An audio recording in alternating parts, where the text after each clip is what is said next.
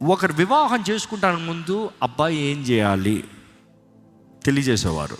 ఈరోజు మీకు తెలుసా?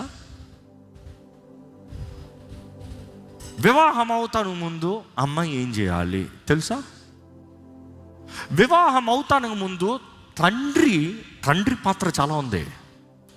తండ్రి కుమారుడికి ఏం నేర్పించాలి? ఎందుకంటే వివాహం కుమారుడికి చెయ్యాలి, ఇది టైం అని చెప్పేది తండ్రి పని. దేన్ని చూసి చెప్తాడు? ఈరోజు చాలామంది వచ్చి వయసు అయిపోతుంది పెళ్లి చేసేయాలంటారు.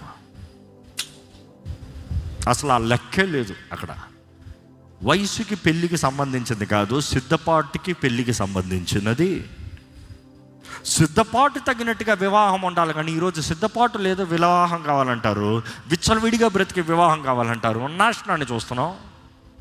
వివాహం అయిన తర్వాత నాకు నచ్చలేదంటారు. నువ్వు సరిగ్గా నచ్చేలాగా ఉన్నావా? See, thing is that you don't know what to do. I'm praying, asking God for grace that we will know. వాక్యానుసారంగానే వస్తా. ఎందుకంటే వాక్యం మొత్తం చదువుతూ I was reading all those ordinances. ఆ స్టెప్ బై స్టెప్ చూస్తూ, ఓహో ఇంత మర్మం ఉందా, ఇదేనా వాక్యం ప్రారంభం నుండి అంతం వరకు మాట్లాడేది, దీని కొరకేనా? ఈరోజు చాలామంది నాకు ఇష్టమవుతా చేసుకుంటా, ఇష్టం లేదు. దేవుడు నరుడు ఒంటరి కొంటాం. Until and unless God has called you for something special, for a consecration, you can't live. లేకపోతే అందుకని చూడండి, చాలామంది దేవుడు చెప్పకుండా నేను పెళ్లి చేసుకొని అంటారు. తర్వాత ఈవెంచువల్ ఏమవుతుందో చూస్తాం.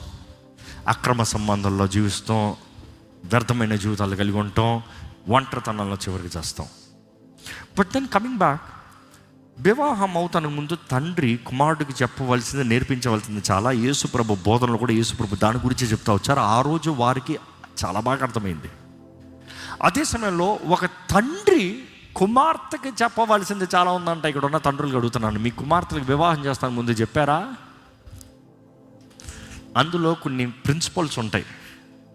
ఫస్ట్ ప్రిన్సిపల్ మాత్రం చెప్తాను, ఇప్పుడు అంతా లీక్ చేయలేను. ఫస్ట్ తండ్రి కుమార్తెకి చెప్పేదంట,